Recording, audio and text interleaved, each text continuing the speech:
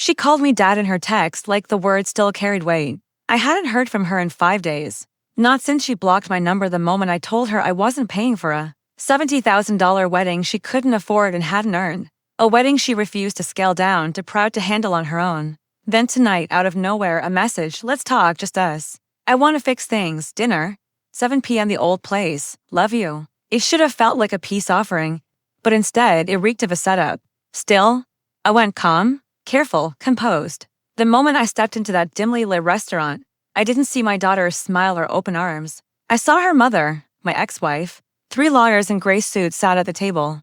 A folded document lay waiting, and next to it, a photo of my grandson, my weak spot. Her mother's voice was smooth and rehearsed, either sign the power of attorney and release the trust, or you'll never see him again. I didn't flinch. I didn't blink. I just reached into my wallet, pulled out my phone, and said, sure, but first, someone wants to say a few words. 5 days ago, she'd yelled that I never supported her. 5 minutes later, she'd locked me out of every way to reach her. Blocked, silenced, replaced by lawyers and resentment. My daughter, Ava, had changed. Or maybe she hadn't. Maybe I just hadn't wanted to see who she was becoming. She grew up with privilege, yes, but I thought I'd taught her better. Values, restraint, responsibility. That illusion shattered when I saw the wedding invoice, custom Vera Wang dress, imported orchids, champagne from France, and a full media team to make her feel like a celebrity. I laughed under my breath and said no. The look she gave me, like I was something she could throw away, burned deep. You don't love me. You never did, she snapped. That wasn't her voice. That was her mother's. The same woman who once stripped me bare in court, asset by asset, lie by lie. I'd watched Ava grow into that reflection, and I hadn't realized the shadow she cast now reached for the future I'd built for my grandson. After that, I didn't beg her to call. I didn't plead or chase or cry. Instead, I got to work. I called my lawyer, then my old private investigator, the one who helped me through the divorce, then the trustee who managed the sealed fund I built for my grandson. That trust wasn't vanity. It was protection. And I wasn't about to let greed twist it. So I started digging. The dinner invite felt sudden, wrong. I called her fiance's employer just to check something. He wasn't in town. Hadn't been for 2 days. Yet his name was on the reservation.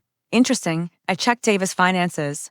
That same morning, she tried to get a $60,000 personal loan denied. She was out of options. That wedding depended on my trust fund. Then my pi sent over his report, transcripts, screenshots. A trail of messages between her and my ex. Use the boy. He'll cave. They thought I'd fold because they knew how much that little boy meant to me. They mistook love for weakness. I didn't bring the whole report to dinner, just one page. A single message printed in black ink, just cry. He'll believe you. Mention the boy. I got to the restaurant 5 minutes early, watching before I went in. When I did, they started their act right on cue. Emotional pleas, fake tears. The document waiting like bait. I let them play it out.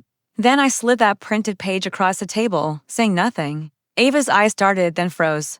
My ex tried to smooth it over, but the damage was done. Ava's hands shook. For the first time, she really looked at me and realized I wasn't broken anymore. I was ready. I pulled out my phone and hit call. 2 rings, then a small voice. Hi, Grandpa. Mommy said I can talk now. I put it on speaker. The room went silent. My ex's smile vanished. Ava went pale. I'm with Daddy today, my grandson said, bright and happy. We're gonna make popcorn and watch the stars. Can I show you my telescope soon? His little voice cut through every ounce of manipulation in that room. Because right then, they realized I'd never lost access to him. His father, Ava's ex, had given me partial guardianship himself. After everything she'd done to try and erase him, I still had my rights. The trust was locked. My position, untouchable. They had nothing left to use against me. I handed the lawyers my version of the power of attorney and tore theirs in half right, in front of them. No words, just truth. Then I stood up and walked out. I didn't look back. The night air outside felt cooler than before. Maybe even clean. For the first time in months, I could breathe. Inside me, there was no rage left. Just stillness, the kind that comes after a storm burns itself out. I once held her tiny body in my arms and promised I'd protect her from the world. Never thought I'd have to protect the world from her. She wasn't my daughter anymore, not really. Just a reflection of the woman who taught her how to smile while she twisted the knife. I got into my car, shut the door, and sat there a moment. For the first time in a long while, I didn't feel heartbreak or loss. I felt peace.